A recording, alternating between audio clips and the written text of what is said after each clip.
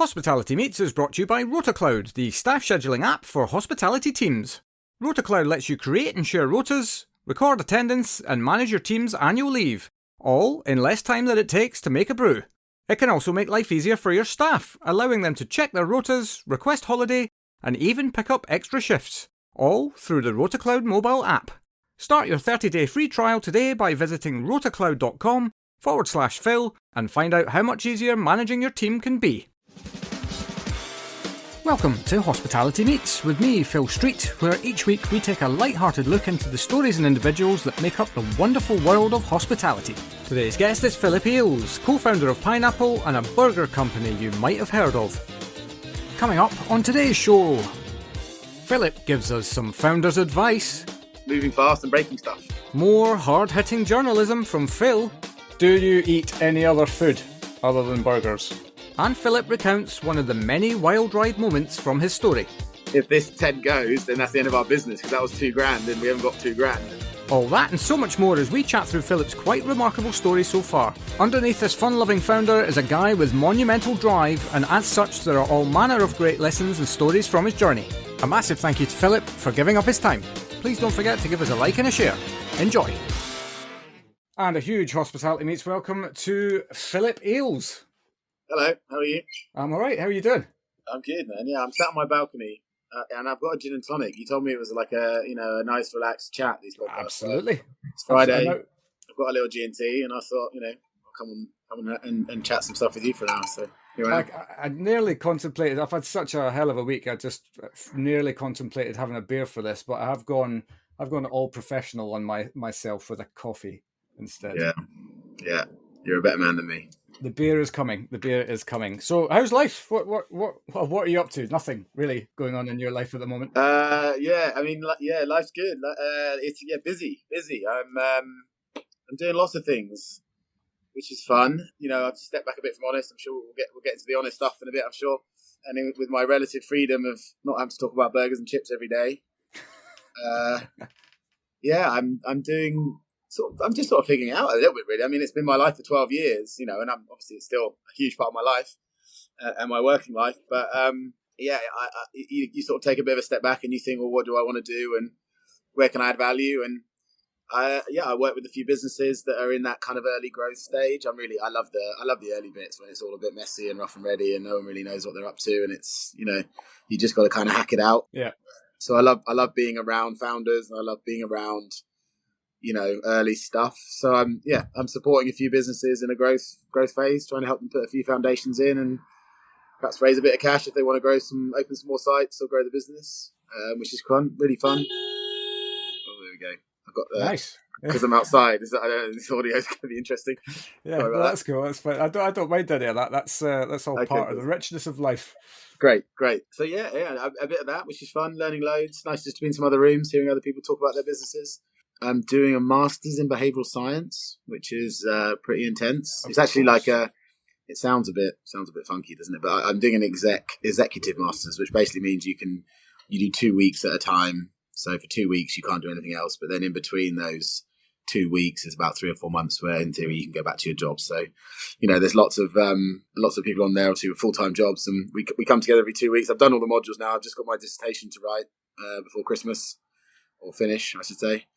And then I'm done with that. So that's been it's been super fun, but getting back into the lecture room again, and I forgot how I took notes. Like the first lecture, it's been like 20 years since I was at university, and I was like kind of all over the place. I was like, do I write notes? Or everyone had their computers out, and I was like, well, maybe I need to get my iPad out. So I started doing that, and I was like, no, this doesn't work for me. And then I basically ended up taking no notes for the first one and just having to go and have a word with myself and figure out what I was going to do. And I landed on taking it was pen and paper for me. So I made lots of notes, pen and paper, and then take it back. Anyway, that's quite a boring story to kick us off, isn't it? No, but I think actually what you talk about, there's something in psychology around the fact that actually by writing something down, it goes in better. So I'm like you. I mean, I'm of a generation where we were note takers. And this week I've done a couple of panel discussions at the Hotel and Resort Tech Expo. And I'm sat up on the stage with my pad and paper, making notes as we go, surrounded by all of these tech savvy. Not that I'm not tech savvy, but all these people who are just doing everything on a Remarkable or something like that, which actually is quite a cool piece of tech.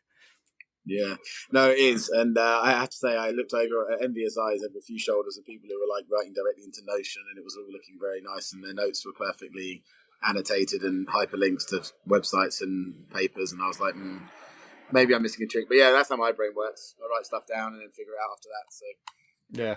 But that's been fun. So I'm doing that. But I've invested in a few things. I'm dabbling with the world of investment. I'm certainly not an expert, but I'm interested in some stuff, and I've backed a few businesses, again, startup-y type stuff. And so I sort of like to sit in some of their sessions, and I'd say boards in inverted commas because they're not really board meetings yet. But some of that's in tech, which is really very, very not my skill set or my background.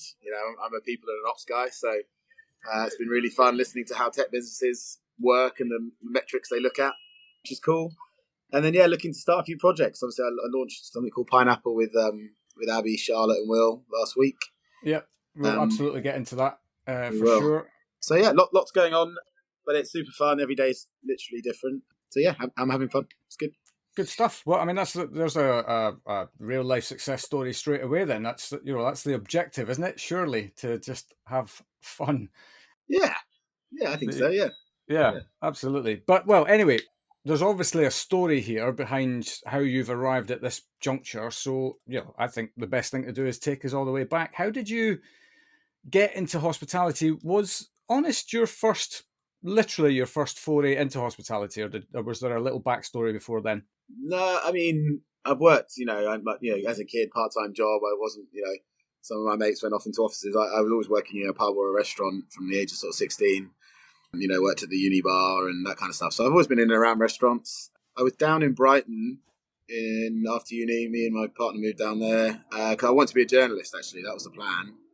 Right. I had a philosophy degree, which obviously channels you into a very specific career. So I went down to Brighton with my philosophy degree and decided I want to be a journalist. You can do like an NCTJ, it's called, it's like the journalism qualification. Like I learned shorthand. I mean, how out of date does that sound? I don't even know if they still teach that, but I can do shorthand. Right. I was trying to be a journalist down in Brighton and started working in a restaurant there to sort of pay the bills. Cracking little restaurant called Woodland Finns. I'm actually in one of life's nice little circles. I'm back with them now, helping them, put some foundations in place for maybe a growth journey, which is really fun. But I was just a part-time waiter, and I met Tom, my co-founder at Honest. He was also a part-time waiter. He was at uni in Brighton at the time, and we just got chatting. It was one of those things of maybe we should do something for ourselves. I can't remember the exact initial conversations, but I remember feeling like we could do something and that I wasn't really going to be a journalist. I was struggling a bit with that. I wasn't sure it was right for me. And I managed to convince him to go for a beer with me in a pub.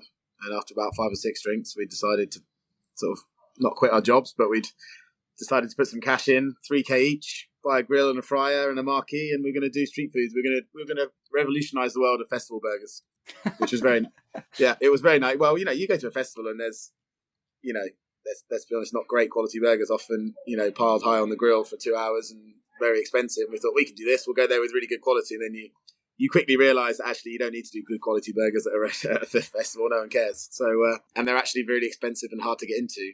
So we were very naive with our £6,000 war chest, which we only had about 2K left of after all the equipment.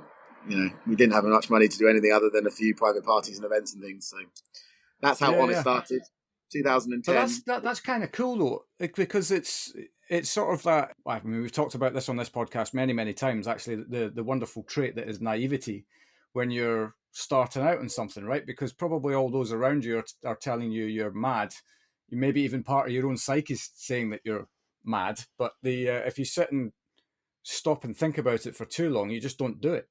I totally agree. I mean, I get asked this question a lot, actually, and I've been asked to speak at some things around, I don't like the word entrepreneur. I can't bring myself to call myself an entrepreneur, and I'm always a bit suspect about people who do. But I've been asked that question a few times, and I think there's always this feeling from people that there's this perfect time that they don't quite know enough yet. And when I know this, then I'll know enough to start. And when the product's that, then I'll be good enough to start. And actually, certainly my experience and some others I'm aware of is very much more like, you believe in something and you're going to work hard, then just get started. And actually, you don't know what this thing is yet, and it will move and shape. And then you've got to make some good decisions. Like, you've got to willing to work hard. You need a little bit of luck, and then you've got to make some good decisions. And the businesses that get forward quicker than others or succeed are the ones that generally make more good decisions than bad ones, right? But yeah, this idea that there's this perfect time, I definitely don't subscribe to. I think often you just got to get started, and then before you know it, you're 3 months in, and you've had a few conversations, and you're like, "Wow, I'm actually running a business. This is happening. What do we do tomorrow?" And then that's it. Really, you're off. What do we do with this cash? What happens next? Well, I mean, there's not a lot of cash at the beginning. Trust me.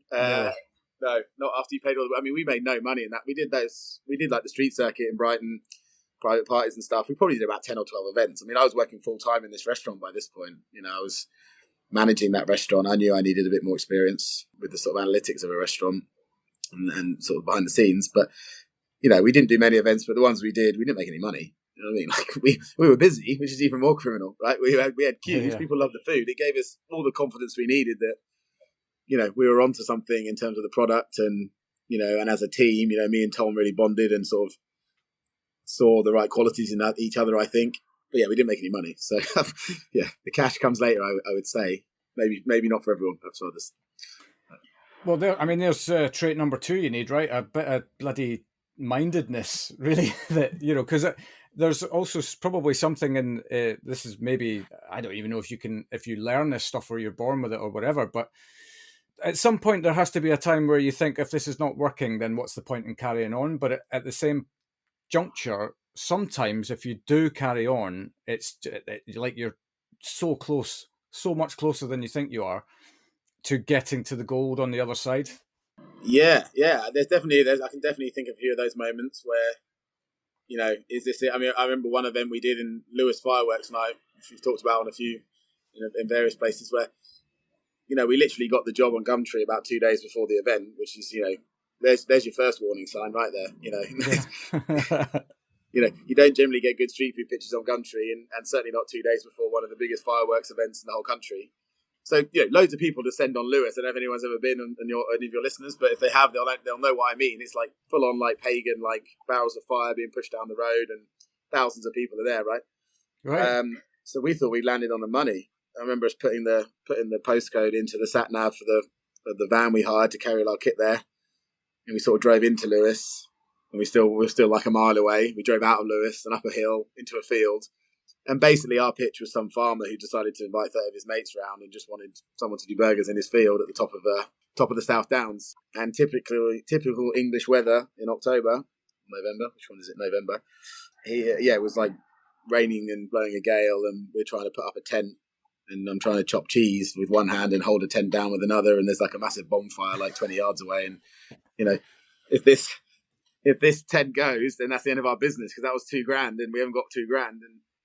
And we did some really silly stuff to make some money out of that, really. We couldn't get the pilot lights working on the grills and the fryers. They were on and off, on and off, on and off. And then, to his credit, actually, this farmer actually had quite a few people came, and there was a bit of money to be made. And I never forget, me and Tom made a decision that the only way we were going to get the fryer to work was to pick it up and put it in the back of the van, and he'd be in the back of the van cooking the food, and I'd be out the front trying to serve people burgers, which is hilariously unsafe.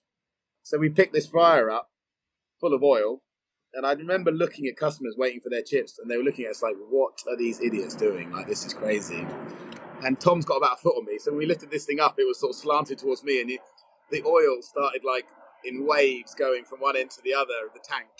And it was like roulette. Like, one of us was getting splashed with oil. It was going over the edge at some point, and it happened. And I knew, like, the last wave sort of nearly hit Tom, and then it was coming back towards me, and I had the end without the sort of the back bit. And sure enough, this huge wave of oil comes over this fryer, goes all over my face. And I think it must be so hot that I can't feel the pain. That, I'm like, I've just got hot oil all over me, like I'm in serious trouble here. Yeah. So I'm sort of, if you've ever seen that scene in Talladega Nights with Will Ferrell, where he's running around, he thinks he's on fire. I think it was something like that. I'm like reaching for blue roll and like dabbing my face. Customers are seeing all of this, by the way. And yeah. Anyway, the oil's like lukewarm because the fryer's barely been on because of the wind. So, it's all fine, as you can tell from my beautiful visage. Anyway, so we got the fryer in the back of the van. We actually did manage to get it on, and we did actually manage to make some money or sell some food. And I remember we drove back from that event actually, and I don't know, I maybe had £800 worth of cash in my pocket. And I remember we were like, well, that's good, because we literally spent all of our money buying the ingredients we needed for that event. And that kind of, I mean, not to an extremity, we didn't have that every time, but that kind of signified our first year, really. Like, we'd spend all the money we had on beef and potatoes and ingredients. And if we didn't make any, we were kind of like, well, that'll be it then. Like, cause none of us had any more money to put in. So, right. It was we sort of jobbed from one event to the next, hoping we'd sort of make enough to do the next one, kind of thing. Yeah, God Almighty, jeez. So literally, you're on the right old raggedy edge then, basically. I'm assuming there's no business plan or anything really at this point in time. It's literally kind of one day to the next. Let's see if we make it to the next one.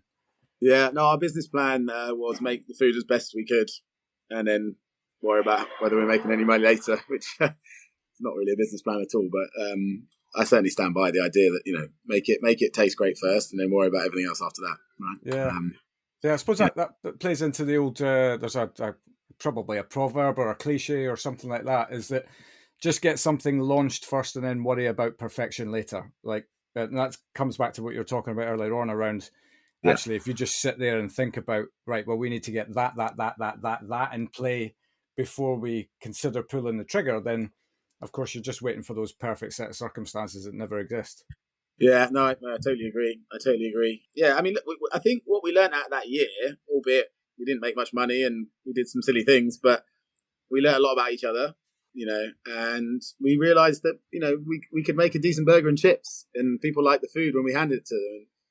There's something, it is like a bit of a drug, I think, when you slave for 2 days hand cutting chips and parboiling them and triple cooking them, and then go to an event and sell them and hand them to someone stood in front of you and watch them take the first bite in front of you, and it's your thing, and that money's going into your pocket. Like, it's very hard to see yourself ever doing anything else again. Like, it's quite an addictive thing to see someone hand you real money for something that you've created. So yeah, I think we realised that this is definitely something we want to try and do, but we certainly didn't have all the answers at that point. Luckily, our third co-founder joined us. If you want to move on the timeline a little bit, Mr. Dorian Waite, who luckily did have lots of restaurant experience and was further down his career in hospitality and worked in some big businesses like Strada and Bills and stuff, and heard about what we were up to and called us up to London and said, let's have a chat, and joined us, and certainly gave us more of a backbone, I would say, a financial and commercial backbone to open restaurants, and gave us a lot of belief that we could. He knew the right people, and he'd been there and done it in a way with other, albeit not for himself, but with other businesses. So the combination of the three of us was really powerful, I think. So was that a kind of almost a reverse interview then, really? I mean, he approached you, as it were, as opposed to you guys saying, yeah, kind of. I mean, this is where the luck comes in, because, Dorian had a huge impact on the business and still does. Well, a friend of Tom's Dorian knew his brother, and a friend of Tom's was living with Dorian for about 3 months while I think he was doing an internship up in London, and had just was telling Dorian over dinner what his mate down in Brighton was up to. And Dorian liked the name, thought burgers were going to be cool in London and big, and he was right. He absolutely was, yeah. And just said, look, I'm interested to do something for myself. He'd had a lot of success for other people, and I think he was like, right, it's time to try and do something for myself. And I think he saw us as an opportunity to do that, and invited us to his house. I remember we drove up in my girlfriend Helen's her Cinquecento, which is perfect for carrying around grills and fryers, because it's literally shaped like a box. It was like a TARDIS, basically. Yeah, it was great. We cooked burgers and chips for him in his garden. I remember it vividly, right near Clapham South. And just got on, and we started putting a bit of a business plan together then, and off we went, really. But I have to say, I mean, the business, Dorian knows high street restaurants, right? And he knows the sort of money needed, and he knew potentially some people that we could get the money from if we needed it. We just needed the plan. But then Tom moved to Brixton and discovered Brixton Market, and that really, I would say, was the making of our business. I think, doing Brixton Market first, which certainly wasn't the plan, certainly not in Dorian's mind, I would say, but basically essentially doing a street food stall, but it was basically the same size as our marquee, but just had like fixed walls and running water. But getting to Brixton Market, I think, Tom, I remember Tom calling me down there and just going, he lived around the corner, he's like, you got to see this place. there's this dude called Francomanca, the original Francomanca down there doing 200 pizzas on a Tuesday night. And I was like, what? Brixton? I still lived in Brighton at the time. And I remember coming up and walking around and just being blown away by this market and how cool it was. Not just good, like a good mix of like old school traders and a few new restaurants coming in. And yeah, there were empty units. They were trying to regenerate it, very favourable terms, cheap rent.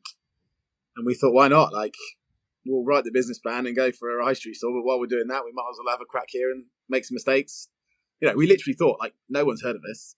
We're two lads from Brighton with a brand no one's ever heard of in Brixton Market, which, all right, it's kind of cool and Francomanca's doing well, but he's in the other side of the market. Like, no one's going to come. Like, literally no one's going to come. Like, we'll just get in there. It'll give us something to do. If we do like 200 burgers a week, we'll be happy. And I think, within, I'd say I'll probably give answers different every time, but within a couple of months, I had queues out the door. It was nuts. Right. And then that was it, really. I mean, we got this underground following of Brixton was cool, burgers were cool. So people came down, and I tell you had to wait 2 hours for a burger, and that just made you want it even more, because that's how this city works, isn't it? Like, yeah. There's nothing better than telling someone time. They can't. Yeah, no, sorry, you can't come in. It's 2 hours for a burger. Right, okay, well, I'll come back on Tuesday then. It's like, great. Yeah. Or actually, they'd say to me, yeah, no problem, no worries, I'll go for a gin. Come, I'll be like, cool, well, give me your name and number, and I'll call you back in 2 hours then, and just blew my mind that people were willing to wait 2 hours for a burger, but they were, and it just showed the power of kind of referral. I'm not trying to be modest. I think we had a good product, and we were doing something as part of that new wave of burgers for sure. But is it worth a 2 hour wait? I don't know. I don't know if anything's worth a 2 hour wait. So I think there's something about capturing a bit of a zeitgeist, isn't there? And people feeling like this is the cool place to be, and this is the cool brand, and maybe one of the best burgers in London, and they're willing to wait for it. So yeah. It just kicked off, and Brixton went from being a bit of a why not to this is the plan. Like, Brixton is number one, and this is a proper restaurant. And me and Tom were basically like, for the next year, just did every hour under the sun in that restaurant. He's in the kitchen, I'm on the floor. Right. And Doran was out there helping us try and grow the business commercially and making some connections and teeing up the next few. So. Yeah. So how does that work then, in terms of, because now you've kind of got proof of concept, I suppose. You're demonstrating that by the popularity of your burgers. Yeah. How do you then go from having this, I suppose, quite small unit, which can't really, I suppose, cope with the demand, to then putting the funds together to get your next place off and running?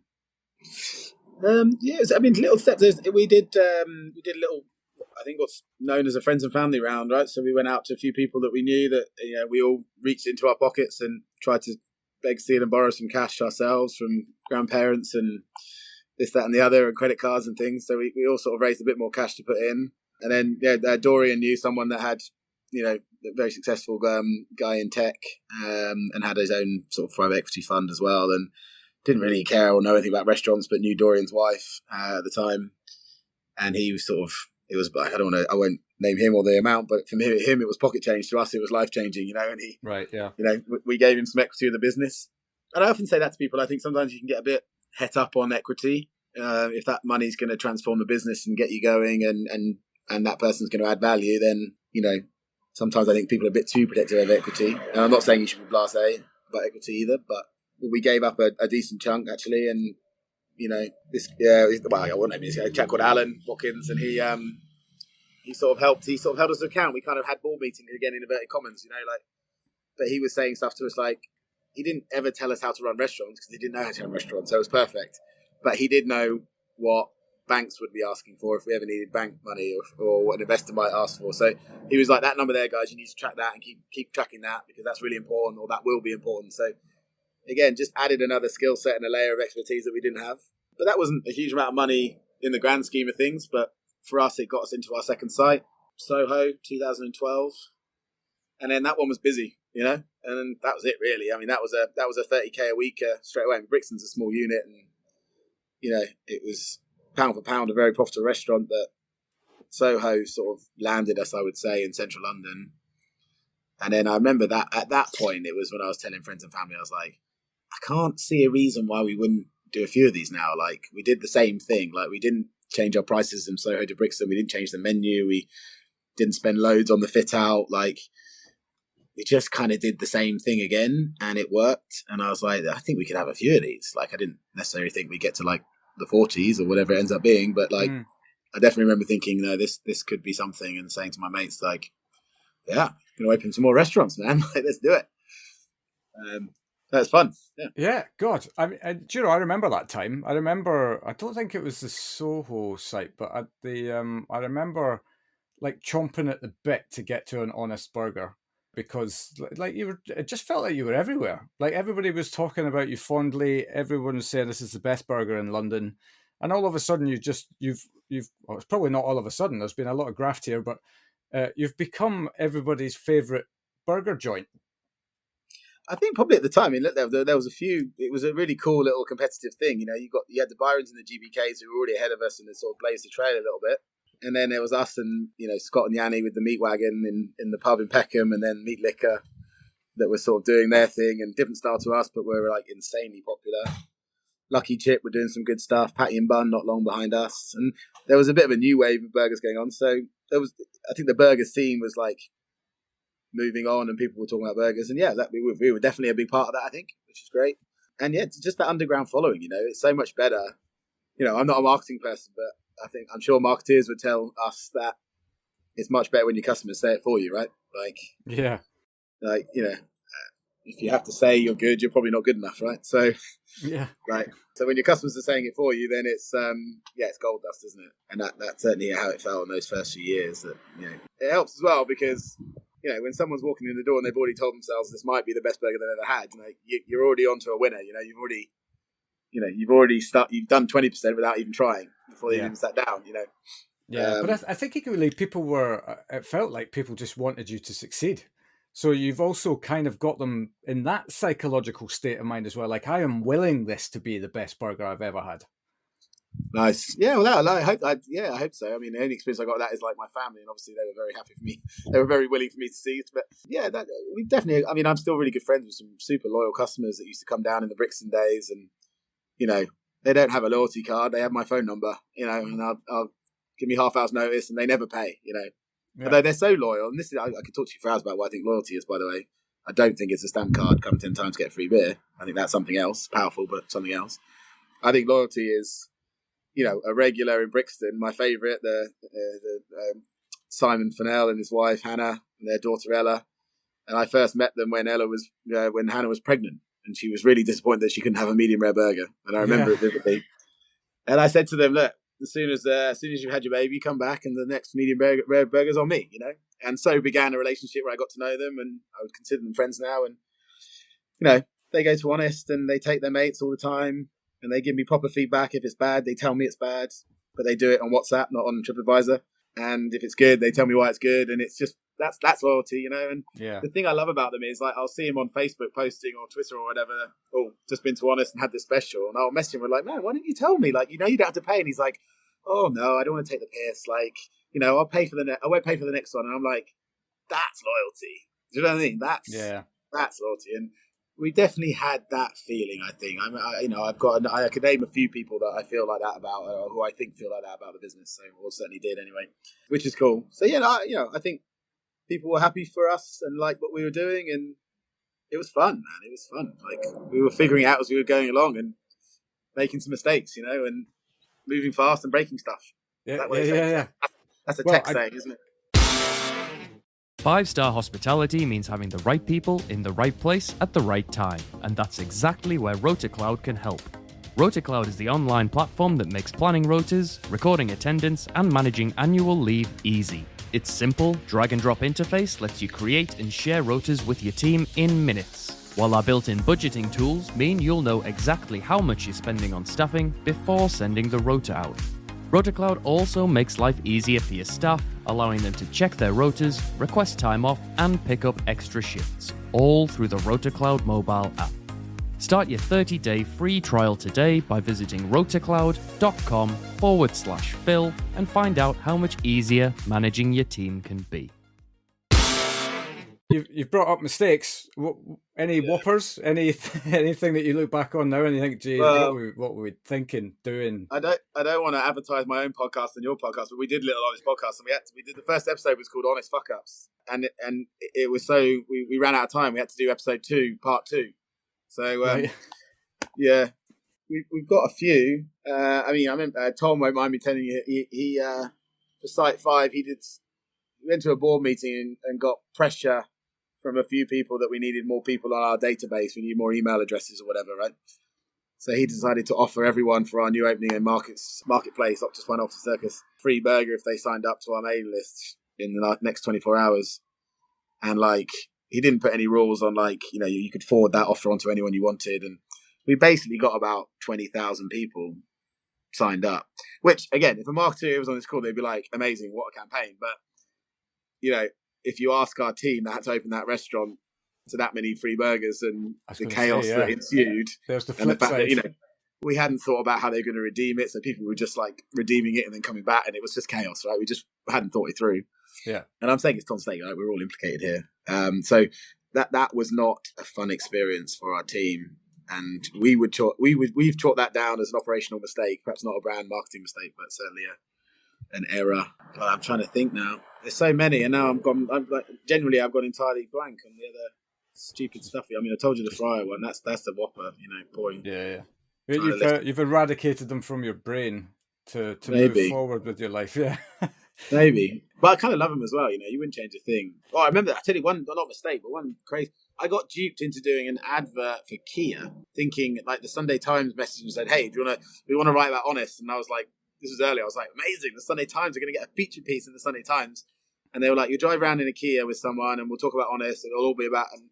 And then basically, I was inadvertently in a Kia ad, and there was just some really cringy photos of me eating a burger and pretending to work for my laptop in the front seat of a Kia because it's really spacious and because you would do that. Perfect for the modern man who works hard and plays hard and has a car that needs to get around the city. That was the tone of the piece rather than his honest burger. So I'm perennially taking the mick out for that. Those photos resurface. I've had general managers in our business that have joined and found that photo and take great delight in showing it to me when I come in their restaurant. So I haven't managed to live that one down yet. Oh, that's brilliant. No, but these are the. This is the life journey, right? Beyond the business and all of that kind of stuff. The learnings in moments like this are actually what gives you the color, right? Gives you the stuff, the stories that you can tell your kids, you can tell people on a podcast or whatever. I think so. I've got strong opinions on culture, and I think I've learned lots about culture, and I've got it wrong in the past, and certainly the behavioural science stuff has helped recently, but I think culture is ultimately just the stories you tell. You can't tell someone quality. That's a value of honest quality. You can't tell them that. You have to show them that. We live by that because we make our own chips and we chop our meat. We don't mince it because it's better, and we do that all ourselves. Yeah. And it's I think the storytelling is where a business can really resonate with its team. That we meet new staff and we tell them the stories I'm telling you, and they love it because I think it makes them feel like they're not working for a perfect business or perfect people, and they know a bit more about where it came from, and it wasn't an idea conceived in a boardroom with loads of money. It was, a real living, breathing thing. And actually, guess what? We're still figuring it out and still making mistakes. Yeah. But that's, as we were talking about before we switched the microphone on, that's the thing that gives people hope. It gives, I'm a massive sports fan, and I always, I just watched the Ryder Cup a couple of weeks ago. And, you see a professional golfer hit an absolute a really crap shot. And you think to yourself, I can do that. I can do that. So it's not all perfect every single shot that you take. And it's the same in business and same in life. And actually, these are the things that I think that just anybody listening who's got any eyes on starting a business, it is kind of just accept that it's going to be a wild ride at times, probably more wild than you might want it to be in moments, but nevertheless, if you cling on to that wild ride, you're going to have I think so. A blast at the other side. And as you said, it's the fun bit, right? And I don't think me or Tom, he certainly would say the same. I'm sure. You look back and some of the, that first year in Brixton was tough. ignore my family and friends for a whole year, physically broken. I mean, I lost feeling in both my arms for a little while, and Wow. don't ever Google that, by the way, because don't ever Google your symptoms, because it's just No. it wasn't The doctor pretty. of Google is not kind. I just basically had a trapped nerve in my neck from standing over a grill or whatever for too long, and Tom got shingles and was just like destroyed, and Dorian had like the longest case of man flu you've ever seen. Like, we were just broken physically. Yeah. I remember, actually, this is a funny story. I remember Time Out came down to do a feature piece about the top 10 burgers in London, and they were featuring us as one of them, and it was a double page spread. And I remember the photo. I mean, I can send you this if you want to if you want to see it. They came down. It was a Sunday, and I'd just done like a million hours in a row, and I was so over it. And they were like, "Can you just stand with the plate sort of like this? And can you smile, look that way, look down the camera, look away from the camera?" And I was just like, "Really?" Whatever. And anyway, I just looked like a ghost. I'm like pale, and I've got like an infected eye. Oh God. Yeah, I've got like an eye. I've got like this like sty lump on my eye, and I just look like shit basically. And they put that photo in the middle of this whole blooming spread. So there's like the top 10 burgers, Byron, Honest, Meat Liquor, Patty Bar, Lucky Chip. But the photo they chose to leave with was me with my blooming big eye infection, and I was like, it definitely didn't scream, "Hey, come and eat here." It felt like maybe you should not come and eat here. It was terrible. I remember my mum saw it and was like, "Are you okay?" And I was like, "Well, no, I'm pretty knackered, Mum. It's pretty full on." But I think that's the thing, that you do have to work hard. I mean, I feel like that's a given. I don't think that would surprise anyone, right? But no, indeed, and I don't think that absolutely that's not something that is just specific to a hospitality business. Like, I mean, that's just if you want to give yourself some kind of success at some point in your life, then you're going to have to knuckle down and make it happen. Yeah, I remember. I mean, again, I'm not going to name any names, but more recently, I remember someone asking me to go and chat with a founder that was struggling, a business that was struggling. Maybe you can, from one founder to another, can you just go and have a chat? And one of the first things when I sat down, one of the first things this person said to me is that they hadn't had a holiday for a year, and I just sort of spat my G&T out and cobbled through an hour and went back and told my friend, I was like, "You're done." I'm not sure that business is going to work, because I'm not saying we all want to take holidays, but you got to do what's got to be done. And the first thing for that person there in particular was I'm really tired and I haven't taken a holiday for a whole year. And I was like, yeah, welcome to being a founder of a restaurant business. Yeah, that's what it takes. So yeah, it's not everyone's willing or able, but yeah, you just got to knuckle down and get cracking. And just my advice is take lots of photos. I say that to anyone who's starting a restaurant business now. Just we took loads of photos, and they're just like the photo of me with the star in my eye, and the photo of Tom on the roof of Brixton Market punching a hole in the ceiling to put the extraction in. They live and breathe in our business now, and they're cultural statements, and you regret it when you don't have them. That's the thing. Yeah, all of that's going to make a really good book at one point. I'm thinking of the Soho House book that's out there, big coffee table number, and it's literally about the journey. It's not about Soho House necessarily, and I just feel like every business should do it, because I'm a bit of a hospitality geek anyway. I just read all of them until the cows come home. But even for anybody who's got a tiny bit of interest, it's the stories, it's all the shit that went wrong. It's such a great read, and this is not to play into this kind of you need drama to get color. You absolutely don't, but equally it does give you some cracking stories. Oh, totally. Yeah, no, I totally agree. I love it. You can make an instant connection, can't you, with the business when you hear about, you see the founders or the people that run the business and the teams as human beings, right? I mean, that's a key tenet of hospitality. Is why hospitality is so great when it is great. Like we're talking with human beings here, and yeah, I think if you can connect with the story as an employee, I mean, as a customer, I think it adds value. But particularly, I think employees want to feel like there's a real human being somewhere around that is running the business or part of the business, and yeah, the stories and the battle scars are all part of that for sure. Yeah, absolutely. Anyway, we probably need to move your timeline on a little bit here, because time is ticking. So I think we were about 5 restaurants, I think, or maybe even less than that. But certainly, you were beginning to, I suppose. I really don't want to use the term cookie cutter, but you've got a kind of formula that's working. Let's start doing this again and again and again. That's right. Yeah. I mean, look, the rest of the story is pretty boring, isn't it? I mean, we just opened, shoot forward another 10 years and we opened a load of restaurants. But we figured out what worked, and we were really adamant that we would always just try and do one thing and do it well. We wanted to avoid menu creep, which is can be a bit of a scourge of some restaurant businesses as they scale. You start trying to please everyone, and I think what you end up doing is trying to please no one. And we always felt like actually we just want to be known to be the best burger in London. We're not really interested in having the best coffee or the best dessert necessarily. Like, we just want to be known for having the best burger and chips in London.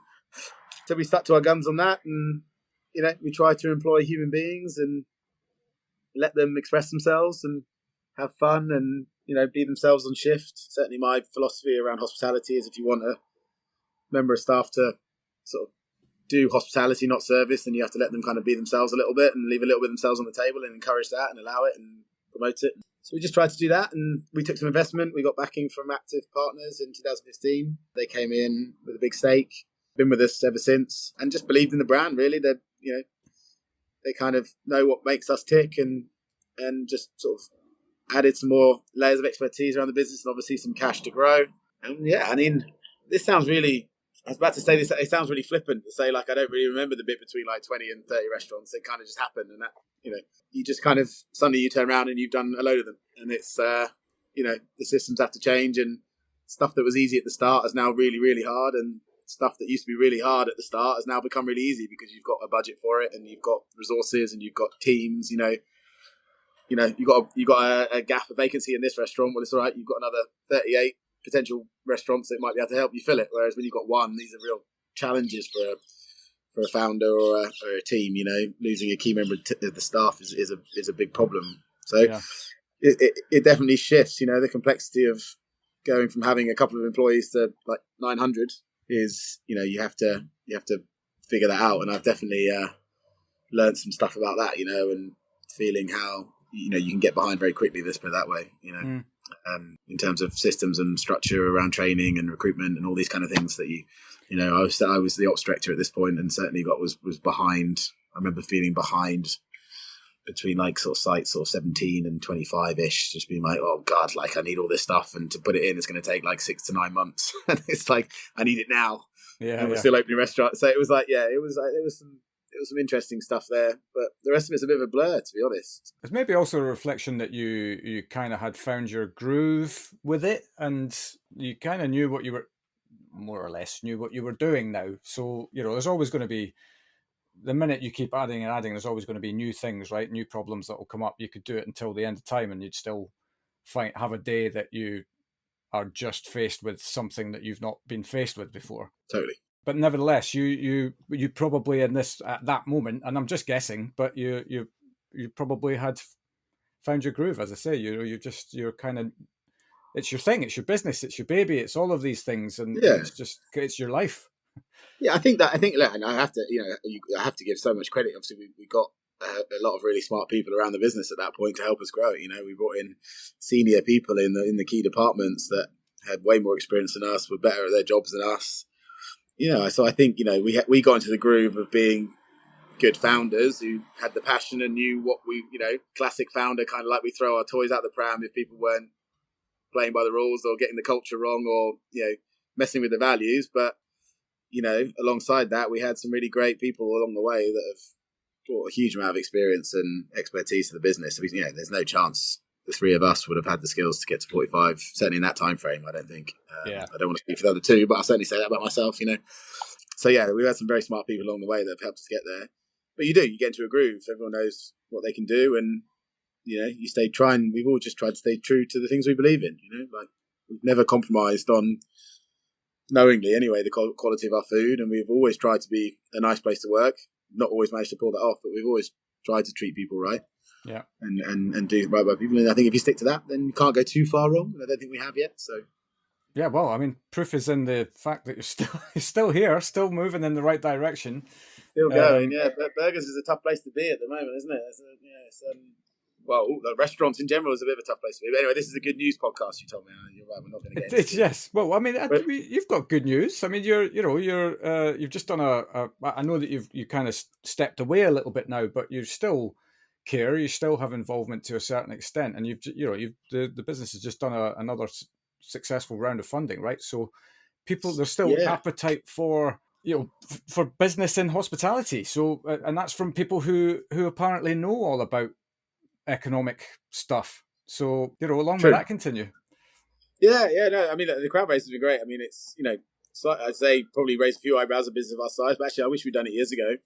I think I've watched other people with envy do it and thought it can really create connection between you and your customers, and is a really nice way of doing it. And look, it's and to be really truthful as well, it's there's not a lot of money out there for restaurant businesses right now. There's a lot of cold feet, and our current guys have backed us, a lot, and I'll leave it at that. They backed us, and so it seemed like a really viable option for lots of reasons for us, and it's gone. We've hit the target, so feels like it's gone well, and I think people are excited about this new concept. Having a bit more of the American smash burger in a more of a faster, quicker environment. So we'll have a crack at Five Guys. They probably don't even know we exist, but we'll inflate our egos and pretend that we're on their radar and that we're coming for them. But let's see if we can do it. Well, yeah. I mean, look, I suppose you've absolutely earned the right to, I suppose, as you said, step away, figure out what it is that is fun to do, and you've got your head in a lot of different things. Some hospitality, some not hospitality. Yeah. And I suppose that now might be part of your life going forward, as in that's just going to be your thing now. Is just to get involved with the things that kind of excite you. Yeah, I absolutely. I mean, look, it's a really privileged prison to be in. It's nice that some businesses out there that I can back them, and they're keen to have me around and try and add some value. And it's super fun. I mean, I'm enjoying. As I said to you, I think at the start, not to repeat myself, but it is nice not to talk about burgers and chips every day. I still love talking about burgers and chips, and I still love eating burgers and chips. But it's nice to sit in a room with some other people talking about techie things and feeling like you're a bit out of your depth. And there's elements where I think I can add some value around what I know, and then there's other bits where I'm like, wow, this is great. I'm learning loads, which is really fun. Yeah, and then trying to start some projects. I've launched this thing, Pineapple, recently. Beautiful segue. Again, that was the next question. So, did you see that? Did you see what I did there? Yeah, very good. As I'm a big believer that all good things start small. Again, we've touched on it a few times already, haven't we, in the last hour or so? Like, you don't have to have all the perfect answers, but a really great guy called Will Fraser came to me. Well, we kind of reconnected after he did some stuff. He was a Saracens rugby player, and the Saracens had a really cool methodology called the Saracens Way, which Will was a big part of delivering after his career. A cultural kind of way of being that was super successful for them. And we used Will with Honest once, and I was really impressed by him and just kept in touch. And we reconnected about a year ago. And he's got a culture business now called 101st. It's like a culture consultancy. Does a lot in education and in the corporate world, and was keen to see if he could add some value in hospitality. And obviously knew me and maybe thought I could help. And I was quite blunt with him at the start because I'm I think sometimes people think that I carry around a big black book of names that I can just pass to him, and the black book's not as big as people think it is, and right. That's not how the founder network really works. Like if we keep selling stuff to each other, then they wouldn't be my friends for much longer. So, big motorbike went past. So I said to him, look, I can't sell your product for you, and I'm not really just going to cold call all my foundry mates and hospo mates, but something I think the industry does need, which could really dovetail with what he does, is a benchmark tracker. We all look at the Peach tracker for sales. The operators listening to this will know what I mean. The Peach report gives us like-for-like data every 2 weeks, or is it? Every week, maybe even, I think. Tells you where the industry sat on like-for-likes, and you go, okay, well, the industry's at 10%, and we're at 12, great, we're heroes, or the industry's at 10%, and we're at 5, what are we doing wrong? Very simple. A few businesses contribute their data to that anonymously. And I just thought, you know what, I've been obsessed with people and culture for as long as I can remember. And I've never ever felt that anything's actually either I've done in my own little microclimate or even outside of that, we all try and do, has ever really changed anything. There's a lot of good talk, there's a lot of good intention, a lot of really great ideas, a lot of really passionate people. And I thought, I think the industry really needs is a benchmark tool. I think a people director needs to be able to just look and start a conversation around, well, if staff retention is 86% and mine's 50, then maybe I should focus on something else. Because actually we're doing really well. But it turns out, and I don't want to speak for everybody, but no one really has ever had that insight. So I had this idea. I thought, well, let's see. We'll send out a little email. Will's company can power it, and I've kind of done my job for Will. And I spoke to a couple of guys and people I know that care about this stuff in the industry, and they just really love the idea of it. And we're like, kind of, man, we really need this. This is a great idea. And a few people have tried to do it in various little pockets, but no one had ever managed to consolidate everyone together. And I thought, okay, well, we'll keep going with this. And I convinced about 8 or 9 businesses to give me their data we've been doing that for the last 6 months, and producing a report for them, and moved some of the metrics and changed a couple of them, make them a bit easier to calculate and more relevant, and got feedback from that group. Very quickly became aware that we needed some different thought and some diverse thinking in the room for sure. So reached out to Abby Dunn and Charlotte Kemp at 68 People. Competitor of yours, I would assume, knowing you're a... I mean, they don't have competitors. I don't have competitors. We're all there's enough lovely. out there for everyone, for sure. Lovely. In any case, lovely. So I reached out to them. I really admire some of the stuff that Abby has done, and Charlotte is. I met Charlotte through Abby, and she's just incredible. Like, just really, really great. You know, people and ops background as a director. So just brought up that. You know, I'm not a people director. I'm an ops director, really. So having Charlotte there to sense check our people stuff is really great, and Abby's kind of super inspiring in this space as well. Yeah. So yeah, they joined in about 3 or 4 months ago and have really kicked us on. And yeah, we just got to this point. It's like, right, now's the time. You know, we've kind of clear on what we want to do with the report. I had the idea of the name Pineapple because it's like a metaphor for bringing people together. La piña is a Spanish sort of metaphor. It sort of says a close-knit group or bring people together. And so we called it Pineapple, the Pineapple Report. And yeah, got to the point where we're like, right, now's the time to talk about this thing. And, you know, let's see. I mean, this thing lives or dies on having really great, rich data. So the more brands that are in it talking about the same metrics in the same way, which is not easy for everyone. But if we all talk about staff retention in the same way and we can draw a benchmark, then do I think it's still the answers? I think it's 10%, right? I think if we can do it and unite a bunch of the industry, I hope, if I can be too lofty, around a couple of key metrics, and then some really great conversations. Like, we want to run some round tables, you know, like we want to put on some events, you know, really rooted in data and research. So I think LinkedIn is potentially coming a bit fluffy sometimes, and I just want people to be like, let's look at the numbers and let's have a conversation and let's see as a group, how can we test and learn? How can we experiment together? Mm. But, you know, I think what we're doing is just the start, really. You know, if I can tell you that the staff retention for the businesses I'm using, they're in it at the moment, is 86%. I can't tell you if that's a good number or not, right? And no one can. Yeah. You know, maybe why you're doing it. Yeah, maybe 90 is better, you know, or maybe 50 is better. But maybe for my business, 50 is the right number because we're far casual. But maybe for, you know, the Ivy group, a lot lower is better. You know, the correlation onwards from there will be really interesting. And actually, one of the businesses I'm involved in, Uda, a chap called Matt Grimshaw, has started an HR tech business that I put some money behind and sort of work with him on, called Uda. And he's the guy that actually is going to take, I think, connect a lot of the dots for people. And he's involved in this project as well, kind of behind the scenes, powering some of this stuff. And it's only when we start going, you know, we notice this when staff retention gets there and we see performance. And that's, for me, when it gets quite exciting. And I don't want to sound defeatist, but I think if we're really going to change hospitality and the culture within hospitality and make it a better place for our people, which I think most people will agree that, you know, we're on a journey and it's getting better, certainly than it used to be, but yeah, there's some work to go. For sure, yeah. And I think if we're really going to make that change, then we have to be infiltrating budgets and we have to be in the boardroom conversations showing ROI on people initiatives, and we have to have investors who want to, by the way, they care about this stuff, but probably not scientifically able to value a business on people metrics, you know? So, you know, getting sort of loftier aspirations now, but I think that starts with a bunch of really cool people who care about people in a room, giving us their data, talking about the same stuff, the same metrics, and then, you know, what's the next conversation is what's really exciting. And I think Pineapple could become, you know, I think it could become a hallmark for great employment. And I see, you know, a sticker in your window as a Pineapple employer. You know, I think we could stand for some really cool stuff. But right now, it's a report. We'll send it out monthly. You give us your data. It's housed with a third party, so, you know, we don't see it. It's not ever going to be shared publicly. You give us your data. We feed it back to you in a report against yourself, against the subsector, QSR, and then we go from there and we'll see. But right now, I just need everyone to give me their data. So if this is my soapbox for a second, you give me my advertising 5 minutes. Stand on it. Yeah. Yeah, my call to action out there, and listen, we've had an incredible response, by the way.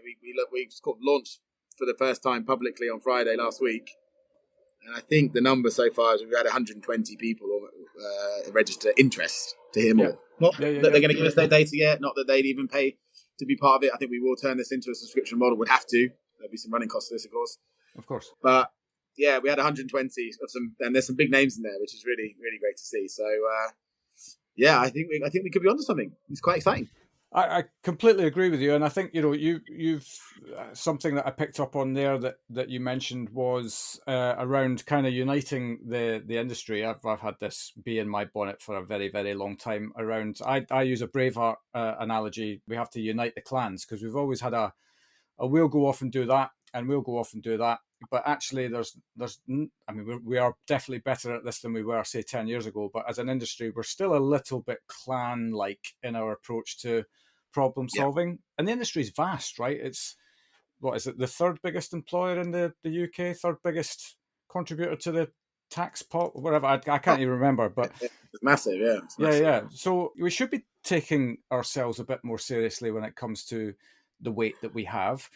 We should be talking about the problems, but we shouldn't just be talking about the problems. We should be doing something about it. And it definitely sounds like this is a wonderful step to unite the clans, as it were. But also, I love it. You kind of you talked about maybe it's quite a lofty goal, but actually we need to have these lofty goals. I actually sat in an interactive webinar a couple of weeks ago, which was all about setting hairy, audacious goals.